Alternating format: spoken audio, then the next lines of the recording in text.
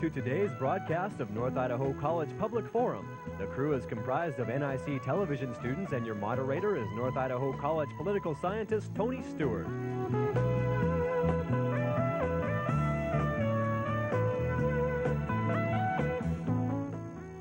Today we are bringing you the second in a series of programs entitled New Horizons, Second Century of North Idaho. I would like to thank the North Idaho College Convocation Series for allowing us to have their guests on our program. As they put on this series at North Idaho College, before our student body, we are able to interview their guests. Our second program in this series today is with Dr. Grover Krantz, who is a professor at Washington State University in the field of anthropology. Our guest holds a BA and MA degrees from the University of California and received his PhD in anthropology from the University of Minnesota in 1971. In addition to those credentials, our guest has been extensively published in the field of anthropology with over 80 publications. We've had Dr. Krantz on this program before, and we're delighted to have him back, and we'll be discussing today the hunt for Sasquatch, often known as Bigfoot. I would like to quote from the Associated Press, which indicated that Professor Grover Krantz has built a helicopter that is equipped with an infrared device that can detect the body heat from a large animal. It is, according to this news story, an interest that he has in seeking this particular animal.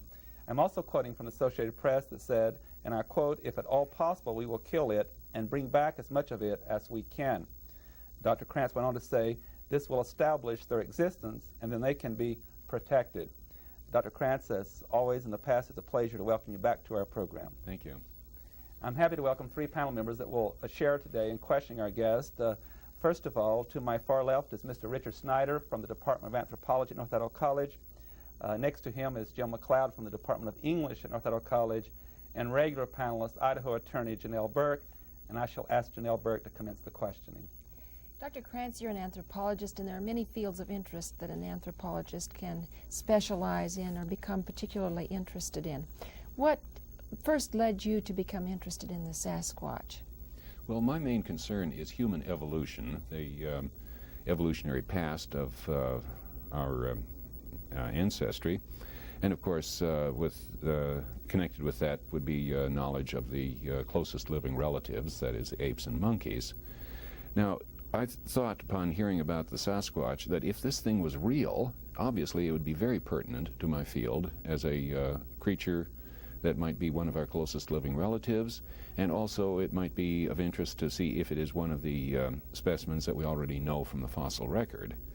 So in order to do that, I had to study the matter and first find out if there was such a thing as the species of the Sasquatch, and second, to try to learn whatever I can about it. And so, although I know this is a very long question, or the answer could be potentially very long, what kind of evidence did you find for the fact that there is such an animal as a Sasquatch? Well, there's something like 1,000 people who claim to have seen them. I've talked to 61 such people, and I believe about half of them. There are over 1,000 cases of one or more footprints, that is, footprint incidents, many of which I've seen myself, and I've got casts of many different footprints, 20 different individuals. And finally, the movie made by Roger Patterson 20 years ago that I'm satisfied is real. And this all adds up, particularly the evidence of the footprints, to enough to satisfy me that they are real. Now, are you in the heart of Sasquatch country, and is the Sasquatch question a regional question as opposed to a countrywide phenomenon?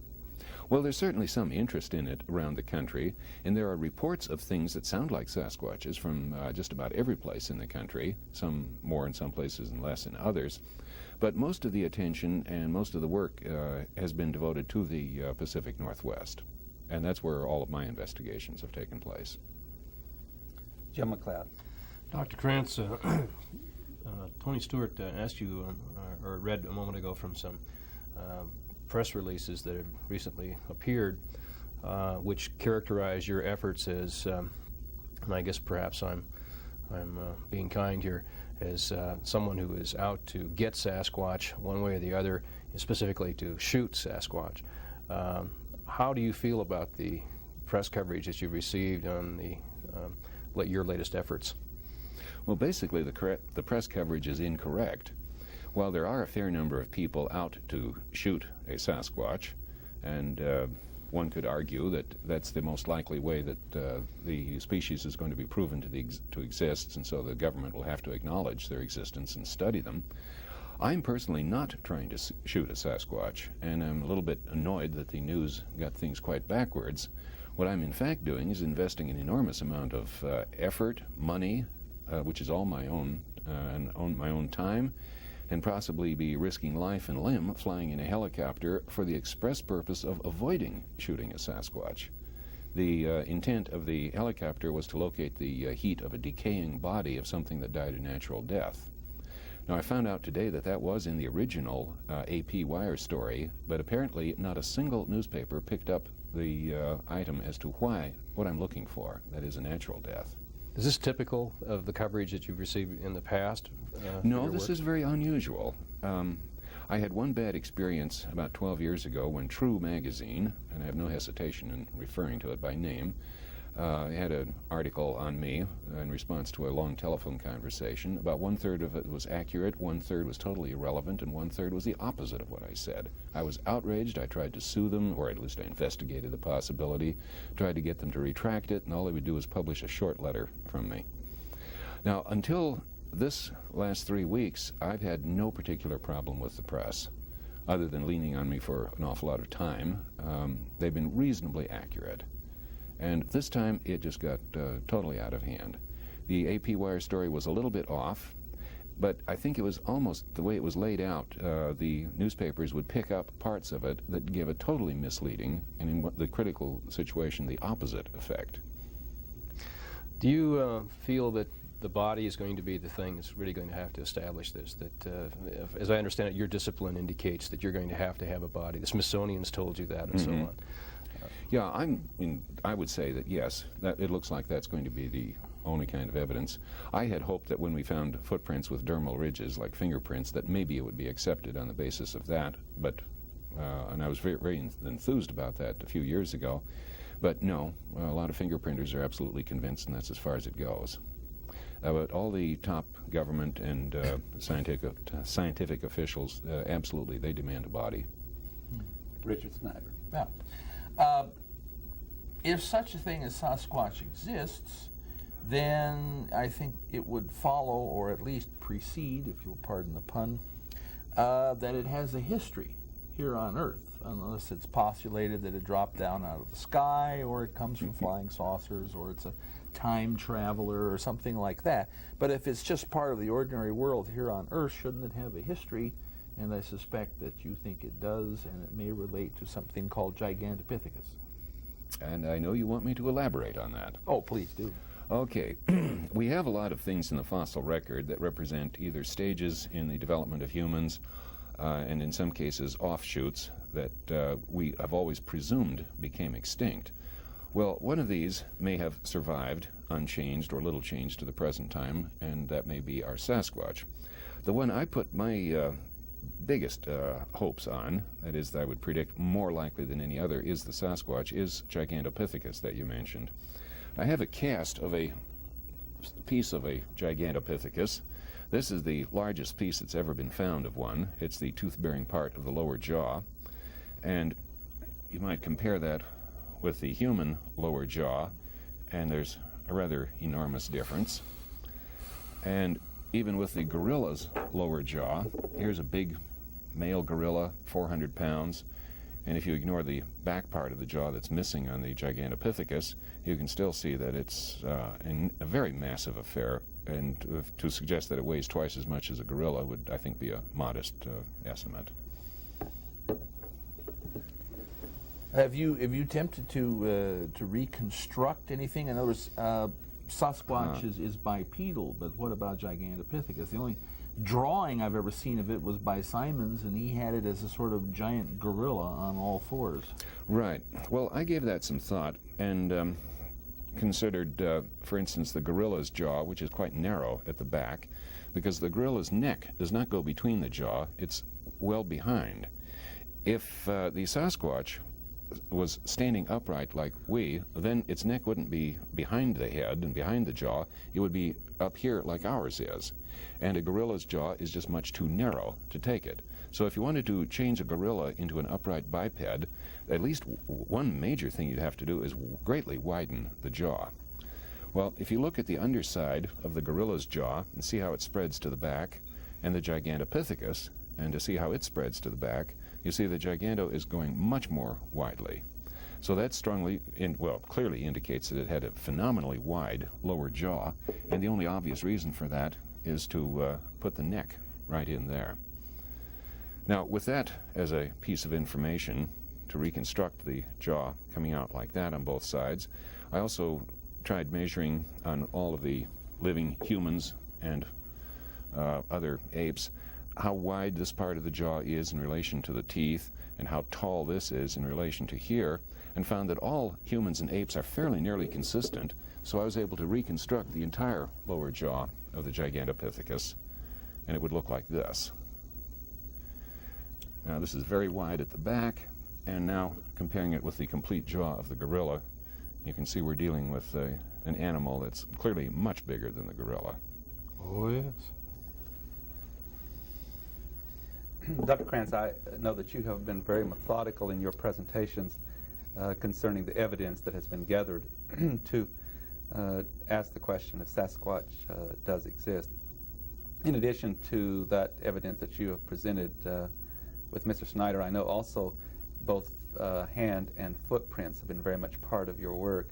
Could you take some time to indicate to us how strong the evidence is, and also the kind of authorities that you've asked to join you in certifying that those are not fake prints? Mm-hmm. Well, there's a lot of possible approaches here, but basically I've looked at a lot of footprints, and I just have two of them at hand here where I've reconstructed the bones, my estimate of the bone structure in one. This is a pair of them that we've talked about at this college before. It's one we fondly refer to as cripple foot, because obviously one foot is very different from the other, crippled. And I was able to reconstruct from this one the construction of the foot, and found that it was built somewhat differently from a human foot, and specifically the leverages were designed to carry a body weight of something like 800 pounds. But since then, some much more interesting material has come out, and that's the footprints that preserve the dermal ridges, like fingerprints. Since we higher primates, apes, monkeys, and men, all have these fingerprint ridges, not only all over the palms of our hand, but also on the soles of our feet, it's at least theoretically possible that this could show up in a footprint someday if the soil is fine enough, just the right degree of moisture, and you get the track cast soon after. And by golly, back in 1972 we got some excellent cases of it, and a few have come out since. Now, I've taken these casts of footprints with the dermal ridges showing in various places and shown them to the top fingerprint experts in this country, quite a few people, as well as the absolute top man, and some top experts in both the Soviet Union and Great Britain. And they all agree that these things are real. There's no question about it. They're not human. They're not ape. And they could not have been faked. And therefore, our Sasquatch is real. So, in effect, there's a fair number of fingerprint experts who are absolutely convinced of this, and they can't convince anybody else. It just stops right there. I've asked you this question on the program. We've had you here before, but I would like to do that again. This particular animal that we've identified as Sasquatch obviously walks on two legs and is very mobile, as humans are. Why do you think that that particular animal is, I guess, so exclusive in its movements? That is, they do not like to come into civilization. Do you have any ideas on the psychological aspects of why it tries to stay away from civilization? Well, yes, and usually most of this would just fall down in the same category as why most any animal avoids people. People disturb the natural environment. They create things that are not part of what they're designed to handle, and so they try to avoid something that's abnormal. And that includes everything that people build.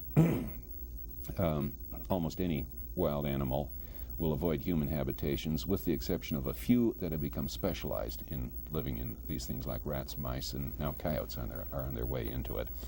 But most other animals prefer to avoid human alterations of the environment. Now, in the case of the Sasquatch, one of my students a couple of years ago suggested something else, and it really intrigues me, that the human face, being rather small, and the brain case rather large, and the forehead vertical, would look like, as we all know, very much like the face of an infant ape, a baby chimp or baby gorilla. They have a much more human-looking face because their brain case is so relatively big, the face grows later. Well, the human face and brain case would also look very much like the baby Sasquatch. Now, the possibility then suddenly looms is that the Sasquatch is looking at us walking around at 5.5 and 6 feet tall with our baby faces and saying, these things are babies of the other species. And the Sasquatch may be thinking, I don't know if they're this smart, but if they get this far, they'll think, if that's a baby at 6 feet tall, what would the grown-up look like? And the Sasquatch just says, I want to stay away from this. I don't want to run into one of those grown-ups because it's going to be 4 times bigger than me. Janelle Berg. Well, would you continue to describe this Sasquatch? You've talked a little bit about feet and a little bit about jaw. Now, what about body covering? What does your research and evidence tell you might be the body covering? Okay, all of the people who describe it say that it is covered with hair.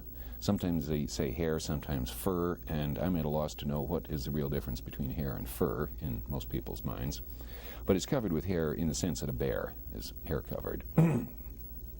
The length of the hair, people usually describe it as being something like maybe 4 inches long, similar to a bear. It may be longer, but it doesn't stand out from the body any great distance. It's usually very dark brown. Sometimes people report it black, sometimes reddish, sometimes a yellowish color. I suspect there are odd variations and perhaps a few incorrect reports. The body size, 800 pounds, 8 feet tall, seems like a male. 500 pounds, 7 feet tall, probably a female, but standing, walking like a very heavy-set human being. And what kind of habitat would you find the Sasquatch in? Pretty much it is forested habitat. And as near as I can determine on my own investigation, I don't see any distinction as to what kind of forest. With one possible reservation, many years ago, a man in the eastern part of the country who claims to have been tracking things like this back there, and I can't really verify this, he just made a simple statement that they're always in pine forests. So I thought, well, some sort of dumb idea, and I made a map of all of the locations that I was aware of in the western U.S. and everything I could lay my hands on, checked against a map of vegetation types, and I find that every case, pine was a major tree. Do you think they are nocturnal, more nocturnal than daytime animals? I'm satisfied that they are nocturnal, or at least overwhelmingly so. About half of the sightings are at night, between midnight and dawn, and half at random times during the day. But if you remember that only about 1/10 as many people, wild guess, are out at night as there are by day, and only about 1/10 of the potential environment is lit up so that they could see something if it was there, you'd have to take the nighttime actual sightings and multiply it by about 100 to get the relative behavior. So it's 100 to 1 in favor of nighttime. And do you project that they have a language, a form of communication? I don't see anything in the way of what we would call language, that is, arbitrary sounds to stand for concepts in the mind, concepts that are elsewhere and elsewhen, and which they would be communicating. There's no direct evidence on this, but we don't have anything to suggest that they have what we call speech. That is, they've never been observed to mumble at one another like we're doing right now and conveying a lot of information. Jim McLeod. Dr. Krantz, why no remains? Why haven't we found remains in the forest areas? How many Sasquatch are we talking about here, and why hasn't someone come across a dead Sasquatch at some point?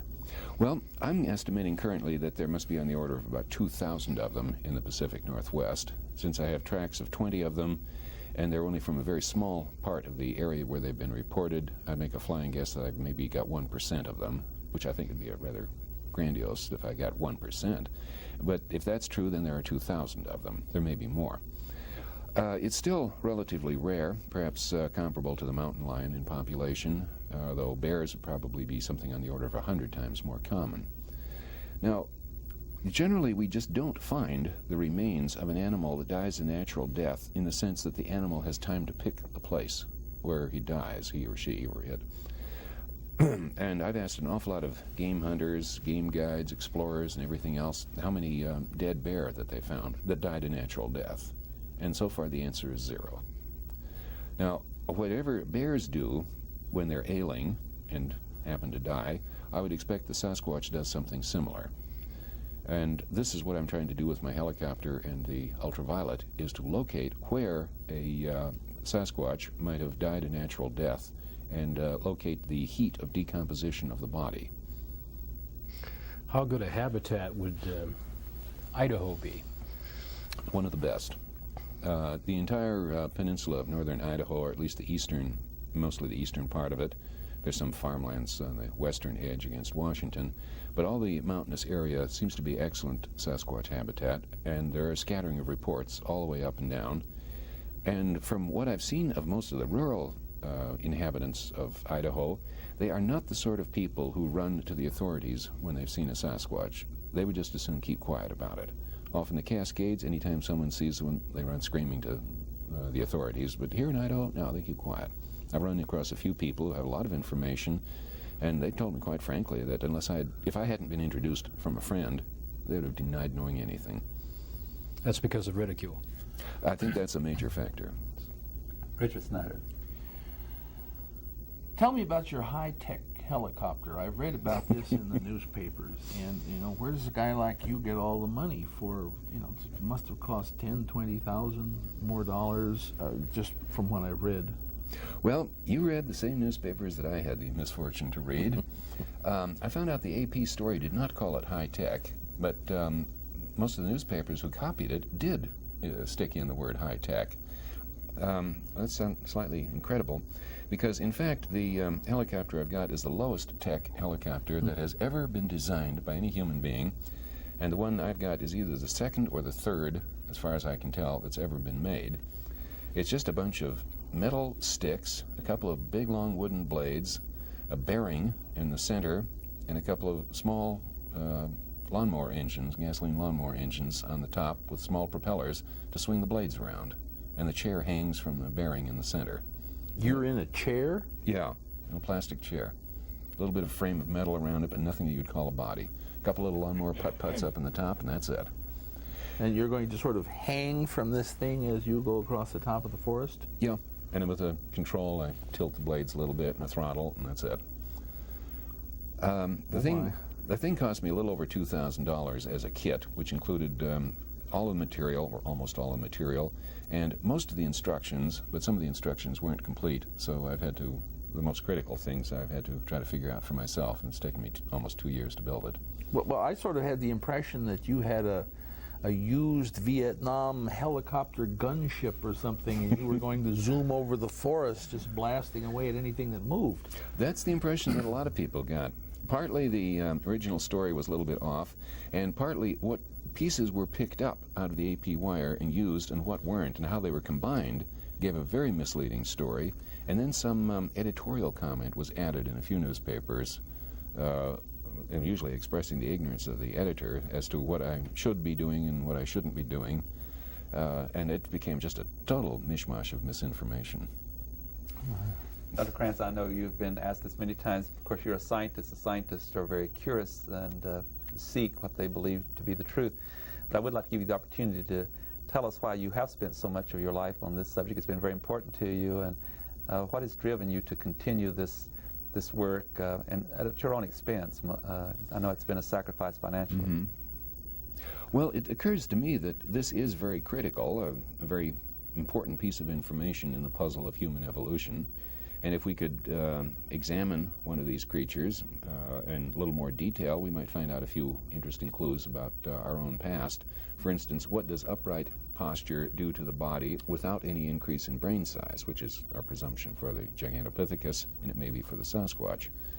Did the upright posture give us a vocal apparatus, or did that come later? Well, we may be able to determine this. Well, I've pursued it because, well, I have this character flaw of honesty. I think scientists are supposed to be digging into new things, and I can't hide what I'm doing, so I've studied it. It occurred to me that it might be a big professional reward if and when it succeeds, and I know I'm going to have to pay a pretty bitter price, which I always have in the process of the search.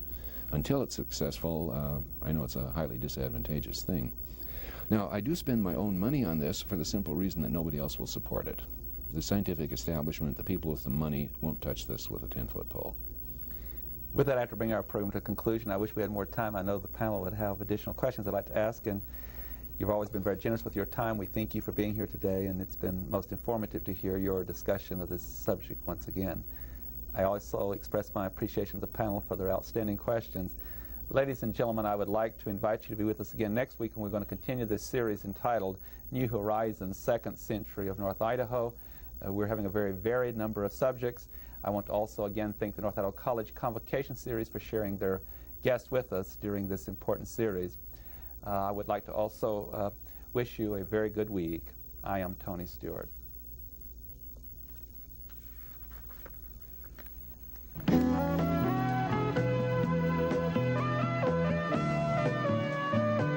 North Idaho College Public Forum can be seen at the same time each week over this station. This production was videotaped earlier by an NIC student crew for viewing at this more appropriate time.